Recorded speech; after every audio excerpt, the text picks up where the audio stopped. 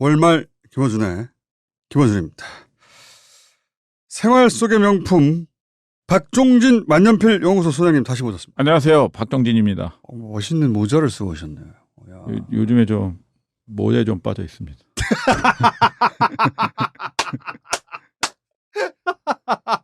모자 한번 해야 되겠다. 모자. 꽤 시간이 지났기 때문에 다시 한번 소개해드리면 만년필 국내 최고의 원이자 세계 톱 5.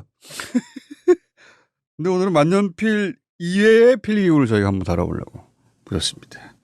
얼마 전에 우연치 않게 서랍을 뒤지다가 오래 처박혀 있던 연필 한 자를 제가 발견했는데 연필을 보자마자 갑자기 깎아서 한번 써보고 싶은 거예요. 그렇죠. 연필 깎기 칼 어릴 때 왜 까만 거 있잖아요. 네, 그렇죠. 그런 건 없으니까 카타 칼로 이렇게 깎았거든요. 네. 깎는데 이렇게 깎는 동안 잔잔하게 설레면서 그렇죠. 마음도 좀 다듬어지고. 연필을 쓰니까 이게 서걱서걱 하는 게 흑연 갈리는 소리예요. 예. 야, 손맛 쾌감이 있는 거예요. 생각해 보니까 내가 연필을 깎아가지고 쓴 게 수십 년만. 학교 졸업하고 처음인 것 같다. 그동안은 키보드만 때리다가 머리도 좋아지는 느낌이야. 머리 좋아져요. 머리 좋아. 네, 머리 좋아져요. 그래서 문득 연필을 요즘도 쓰는 사람이 있을까 싶어서 인터넷에 딱 때려봤더니 연필도 명품이 있는 데다가 연필 수집가들도 있더라고요. 그렇죠. 그래서 연필 수집가들을 부를까 하다가 생각해 보니까 필기구는 필기구는 박종진. 틀림없이 연필 단무 연구하고 지나갔을 것이다. 연구했죠. 이 지나칠 수 없는 제가 좋아하는 걸 갖고 있잖아요. 뾰족하고 그렇지. 그다음에 직선. 이건 그냥 지나칠 수 없죠. 선생님이 이제 만년필을 왜 처음에 꽂히게 됐는가. 어릴 적에 이제 짝대기를 좋아했답니다. 예. 짝대기 갖고 다녔죠, 제가. 똑바르고 곧고 짝대기 들고 다니다가 그게 이제 만년필로 넘어간. 그 전이 연필이에요. 연필이 중간에 또 있어요? 네, 왜냐면 초등학교 들어가면서 이제 연필이 너무 예쁜 거예요. 그 초등학교 들어가자마자 만년필을 쓸 수는 없잖아요. 그러면 그 중간에 연필이 있는 거예요. 그 중간에. 네. 그러면은 성인이 돼서 만년필처럼 집중적으로 연구한 기간이 또 있습니까? 집중적으로 제가 한 2012년 그때쯤부터 거의 매일 연필에 관한 연구를 거의 혹독하게 했어요. 소장님 혹독하게 하시겠지. 저는 혹독하게 합니다. 하루 종일 연필을 생각하는 거예요. 10시간 정도.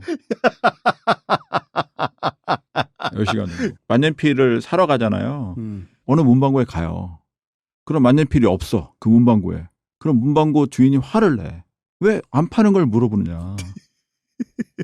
그러면은 연필을 달라고 그런 거예요, 제가. 옛날 연필 사는 거죠. 그러니까 혹독하게 연구하기 전에 이미 연필은 그런 식으로 해서 모으고 있었어요. 이미 연필은 있었는데 어느 순간 연필에 꽂히신 거예요, 다시. 제가 저번에도 말씀드렸다지만 만년필만 해갖고는 만년필은 알 수 없다. 비슷한 모든 걸 다 해야겠다는 생각이 든 거예요. 예전에는 제가 볼펜도 좀 미워했어요. 그럼 만년필 그리고 라이벌이고 볼펜 나와갖고 라이벌 만년필이 위축되고 이런 그래서 미워했어요. 근데 그 미워해갖고 되는 일이 아니에요. 볼펜도 연구해야 만년필을 더 알 수 있다. 그러니까 만년필도 마찬가지인 거예요. 그래서 제가 만년필에 대해서 조금 알게 되니까 확장해 본 거죠. 경지에 이르고 만년필은 이 정도면 어느 정도 경지에 올랐어 내가. 그 건방진 거죠. 그거는. 오늘 어찌됐든 간에 컨셉은 겸손함을 유지해야 되니까. 만년필만 연구해서는 그 끝에 갈 수 없다. 그렇죠. 그리고 이제 세계적인 만년필의 권위자들을 보면 그 사람들 연필 했겠느냐 이거죠. 나는 한다 이거죠. 나는. 그 사람들 볼펜도 무시했을 거고. 나는 연필도 한다 이거죠. 자, 그럼 볼펜은 다음에 하기로 하고. 오늘 연필. 자, 그래가지고 이제 본격적으로 연필로 나아가 볼까? 혹독하게. 사실 저는 필기구를 통해서 세상을 보잖아요. 그럼 만년필은 1800년대 후반부터 나온 물건이란 말이에요. 그러면 제가 1800년대 후반을 필기구로 보는 거잖아요. 연필 딱 보니까 연필 시작이 언제냐? 1600년대 중반인 거예요. 그럼 내가 1600년대부터 세상을 볼 수 있는 시각이 생기는 거잖아요. 혹독하게 해야겠다는 생각이 팍 들었죠. 오래된 연필을 막 구하기 시작한 거예요. 오래된 연필. 오래된 연필 구하니까 정말 제가 알지 못한 어떤 매력이 나오는 거예요. 왜냐하면 한 100년 전 뭐 이렇게 된 연필이 너무 품질이 좋아요. 아름다워요. 지금보다? 그렇죠. 옛날 연필이 훨씬 좋습니다. 상대도 안 돼요. 너무 아름다워요. 그러니까 막 너무 또 빠져드는 거예요. 우리나라에 그런 연필들이 없으니까 해외에서 뭐 또 역시나 경매를 통해서 구입하고 올 때마다 막 너무나 기쁘고 그런 과정이 있었죠. 연필의 매력은 뭡니까 그러면? 연필의 매력 맨 마지막에 말씀드릴 텐데 되게 많아요. 연필의 매력은. 네. 막 순진해요. 연필은. 교만하지 않죠. 교만하지. 왜냐면은 우리가 연필로 쓴 글씨에 기교를 부리지는 않잖아요. 교만하지 않죠. 네. 네. 그리고 점점 짧아지는 자기를 소멸해 가면서 연필을 사용하는 사람을 성장시키는 희생정신. 희생정신. 그게 연필에 있는 거잖아요. 그러나 가장 중요한 매력은 제가 맨 마지막에 말씀드릴게요. 아니, 그러니까 이 필기구에 완전히 감정이입을 하시니까 교만하지 않죠. 예. 희생정신. 자기를 희생해서 기록을 남기는. 예. 그리고 연필 재밌잖아요. 깎는 거. 깎는 거 재밌죠. 아, 깎을 때 이것도 깊이 들어가면 너무 빠져드는 거예요. 저는 대칭과 이런 거에 집착하잖아요. 그럼 이 연필을 정말 아름답게 깎아야 될 거 아니에요. 정확하게 대칭으로. 정확하게 딱딱 깎아야 되잖아요. 딱딱. 그거 마음에 흡족할 때까지 깎기 쉽지 않으실 텐데. 몇 개월 혹독하게 수련했어요. 연필 깎기. 예. 칼을 사갖고 네. 그 칼도 이제 마음에 드는 칼. 그냥 일반 연필 깎는 칼이 아니고 전목도라고 있어요. 아주 날카로운 거. 그러니까 어떤 칼이 적합하나 찾다가. 네, 그거 한참 걸렸어요. 거의 모든 칼 다 사봤어요. 식도로도 깎아봤어요. 식도. 화성 식도 이런 거요. 다 해봤어요. 그래서 어떤 칼을 찾아내고 제가 연필을 하루에 2자루씩 꼭 샀어요. 깎기 위해서. 오로지 깎기 용도로. 위해서. 그래서 매일 하루에 2자루씩 깎아갖고 한 몇 개월? 몇 개월 했어요. 매일 밤마다 깎았어요. 아, 이 정도면은 예쁘다 할 때까지. 내 마음이 흡족할 때. 내 들 때까지. 그리고 자세 막 이런 거 해야죠. 자세 이런 거 딱 해서 몸이 안 흔들리게 해서. 어떤 자세를 깎아야 되느냐. 팔꿈치 딱 붙이고 안 흔들리게. 연필 깎는 가장 적합한 자세. 그런 자세. 칼이 뭐였다고요? 그래서? 전목도라고 있었어요. 그러니까 그게 칼날이 길고 한쪽으로 이렇게 급하게 깎여 있어요. 편도에 편도. 양쪽에 이렇게 칼이 이렇게 돼 있는 게 아니라 칼의 크기가 얼마나 되는데요? 한 뼘? 좀 안 되는. 날은 한 5cm 정도 되는데 굉장히 날카로워요. 근데 원래 그게 나무 가지치는 거예요? 나무에다 이제 접붙일 때 딱 해갖고 굉장히 날카로워야 돼요. 아, 그렇겠네. 근데 이제 한 면만 날이 있는 거죠. 양면이 있는 게 아니라 이렇게 딱 해갖고 그걸 연필을 깎는 거죠. 자세 딱 바로 잡고 매일 2자루씩 깎았어요. 몇 개월 동안. 수련하는 자세로. 그 매일 2자루씩 몇 개월 깎으면 한 몇백 자루 되잖아요. 그러면 이제 그 어린 조카들이 와서 이제 삼촌은 연필 깎아놨네. 연필 깎아놨는데. 다 집어가 막 애들이. 그래서 그냥 막 다 집어주고. 어느 순간 딱 멈췄을 때는 이루었다. 이 정도면 부끄럽지 않다. 부끄럽지 않다. 근데 흑연 나오기 전에 나무를 깎잖아요. 나무. 그렇죠. 가운데 흑연이 있고 나무를 깎는 건데 나무를 각지게 깎느냐. 동그랗게 깎느냐. 그렇죠. 동그랗게 깎는 거는 이제 뭐 연필 깎기로 깎으면 동그랗게 깎이잖아요. 마음에 안 들어요. 각지게. 마치 6번의 칼이 지나간 것처럼 깎이는 느낌. 아, 육각으로? 네. 한 번에. 딱 6번의 느낌. 아니, 왜냐면 육각이니까. 연필 육각에 맞춰가지고 6번 착착착착. 아니, 뭐, 미국에는 연필 깎아주는 방법이 그런 책을 쓴 사람도 있어요. 근데 내가 보니까 그 사람 수준이 안 돼.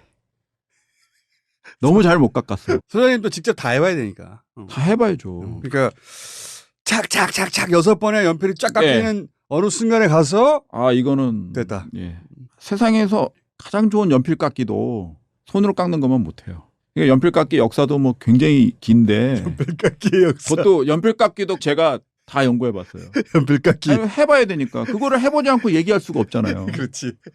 연필 깎기도 1900년대 초반 거 뭐 이런 거 다 구입해갖고 기계들. 해봤어요. 그러니까 1900년대 초반은 우리가 생각하는 그런 식이 아니고 돌리는 게 아니에요, 이렇게? 돌리는 게 거의 맨 마지막에 발달되는 거. 처음에는 작두처럼 생겼었어요. 그러니까 칼이 이렇게 고정이 돼서 작두처럼. 근데 우리나라 작두는 이제 수직으로 움직이잖아요. 그렇죠, 그렇죠. 이건 약간 옆으로.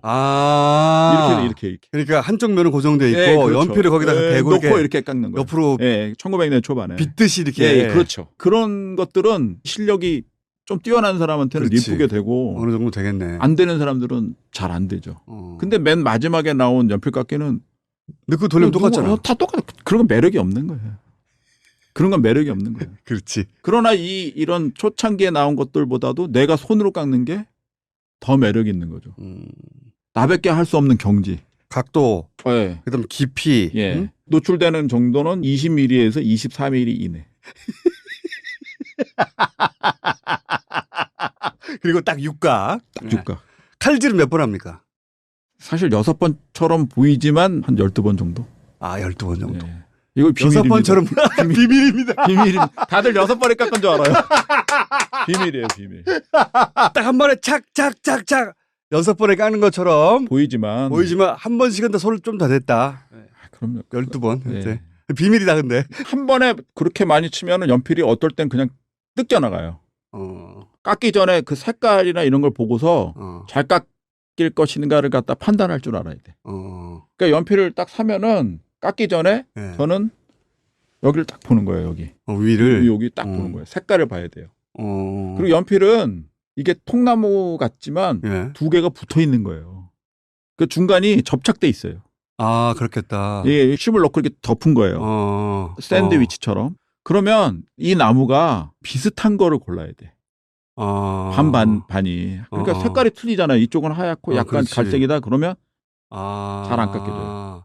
색깔이 균일해야 균일한 거예요. 일단은 살 때 딱 보고 그걸 딱 사고. 같은 브랜드 제품을 그렇죠. 하더라도 그리고 이렇게 휘어진 거 안 사죠. 딱 보고 똑바른 거 어차피 똑바른 거 집착하니까 딱 봐갖고 그거 딱 골라서 칼로 탁 깎아야죠. 고수는 한 번씩 네. 근데 아름다워야겠죠. 그 6번이 똑같아야겠지. 근데 지금도 제가 그렇게 한 거를 보고서 따라하는 사람들이 있어요. 자기들도 그렇게 해보고 싶다고. 몇 년째 깎는 사람이 있어요. 몇 년째 깎는 사람이 있는데 제가 딱 보면은 아직 안 돼. 좀 더 하셔야 돼요. 네. 그러니까 양쪽 팔은 딱 붙이셨습니까? 부터 시작해가지고. 그리고 또 한 가지 생각난 게 제가 연필 깎다가 예전에 연필에 나무 향이 있었죠. 좋은 향이 있었죠. 있는 연필들이 있었어요. 예, 있었죠. 어떤 연필은 냄새가 없고 어떤 연필은 냄새가 아주 있었죠. 좋고. 고급이 향이 있겠죠. 가향입니다. 그거는. 향을 넣었어요. 원래 연필 나무는요. 지구상에 나무 종류가 한 10만 종류 정도 된다. 10만 종. 쓸 수 있는 연필로 쓸 수 있는 나무는 한 10종류 돼요. 10종류. 그거밖에 안 돼요? 그거밖에 안 돼요. 연필 나무라는 건 굉장히 어려운 거예요. 왜냐하면 그렇구나. 무거우면 안 될 거 아니에요. 가벼워야 되겠죠. 칼을 잘 받아야 되잖아요. 가벼운데 칼을 잘 받아야 돼. 어느 정도 단단해야 돼. 가벼운데 밀도도 있어야 돼. 네, 밀도도 있어야 돼. 그러니까 참 양립하기 어려운 얘기잖아요. 그러네. 그다음에 휘어지면 안 돼. 그렇지. 그러니까 말랐을 경우에 휘어지면 안 되잖아요. 그렇지. 그다음에 또 접착해야 된다고 그랬잖아요. 네. 그럼 접착제도 잘 받아야 돼. 약간 공기구멍 같은 게 들어 있어야 돼요, 연필에. 그런 연필 10개밖에 안 돼. 그중에서도 최고의 나무는 적삼나무예요. 적삼나무. 적섬나무. 네. 연필 삼나무라고 하기도 하고 영어로는 이제 레드 시다라고 하죠. 레드가 이제 빨강이고 시다가 이제 뭐 삼나무 이렇게 표현하는 그 나무로 만든 연필이 최고인 거예요. 그 향기 나요. 그거는. 그건 실제 향기 나고. 그건 향기 나요. 근데 그 나무는 1700년대부터 썼는데 한 200년 정도 쓰고서 고갈이 되는 거예요. 거의. 뭐 지금도 있기는 하지만은 좀 보호해야 된다는 생각 좀 갖고서 그거를 연필을 안 쓰기 시작했어요. 그 연필, 그 나무를. 최적이긴 한데. 최적이죠. 윤기가 막 번지를 해요. 그거는. 뭐 그런 연필은 뭐 한국 사람은 만져본 적이 없는 거죠. 왜냐하면 1920년 그때쯤부터 거의 안 쓰기 시작하니까. 그 다음에 나온 연필은 향이 잘 안 나는 거예요. 아, 그래서 거기다 향을 넣었죠. 아, 왜냐하면 원래 예. 기억하는 고급 연필은 향이 났었기 그렇죠. 때문에. 그래서 향을 넣은 거예요. 그러나 어느 순간에 향이 있다는 것조차도 최근 세대는 그거 잊어버리는 상황이 오니까 연필 회사들이 향을 안 넣는 거죠. 예전에는 그걸 예. 다 기억하기 예, 때문에 예. 향을 넣었고 원래는 최고 연필에선 향이 났다는 거죠. 오리지널은 스스로. 그리고 색깔이 옛날 나무는 적삼나무로 했잖아요. 붉은수름하고 갈색이야. 그러니까 지금도 마찬가지지만 연필을 고를 때 흰색 그거보다 약간 갈색인 거 이런 게 훨씬 잘 깎이고 더 고급이에요. 그러면 지금 연필에도 이제 명품이 있을 거 아닙니까? 연필 명품 있죠.